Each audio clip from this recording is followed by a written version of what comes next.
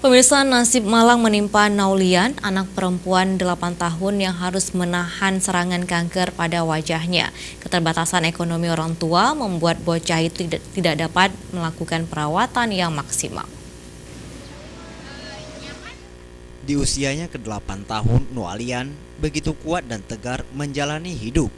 Bocah kecil yang berkulit sawo matang ini sesekali tersenyum lepas. Ia sama seperti anak-anak di usianya yang ingin bermain dan bercanda gurau. Namun di balik senyum manisnya itu, Naulian begitu kuat menahan rasa sakit yang selalu menghantam dirinya. Dokter telah memvonis Naulian menderita penyakit kanker di wajahnya yang saban hari kian membesar. Rasa sakit dan pahit yang dialami Naulian tidak berhenti, ditambah sejak umur 60 hari setelah kelahiran. Ibunya Fatimah Duhra meninggal dunia dan pergi untuk selama-lamanya. Selain itu, Naulian juga kehilangan sang ayah Junaidi yang memilih pergi meninggalkannya setelah 10 hari ibunya Naulian tutup usia. Saat ini Naulian hanya tinggal berdua bersama neneknya Sawidah di desa Pantiara, Kecamatan Betung, Kabupaten Nagan Raya.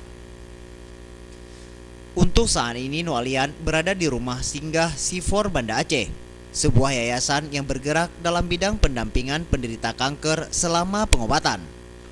Naulian dan keluarga kemudian disediakan sebuah kamar di rumah singgah Sifor untuk tempat tinggal selama pengobatan berlangsung.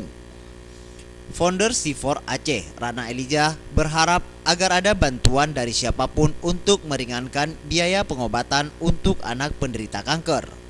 Jadi saya berharap ya mungkin dari pemerintah Aceh, dari semua pihak, dari semua kalangan, kita mempunyai rasa empati, aware kepada anak-anak penderita kanker, dan rumah singgah Sifor itu memang untuk pendampingan anak-anak kanker yang usianya 18 tahun ke bawah.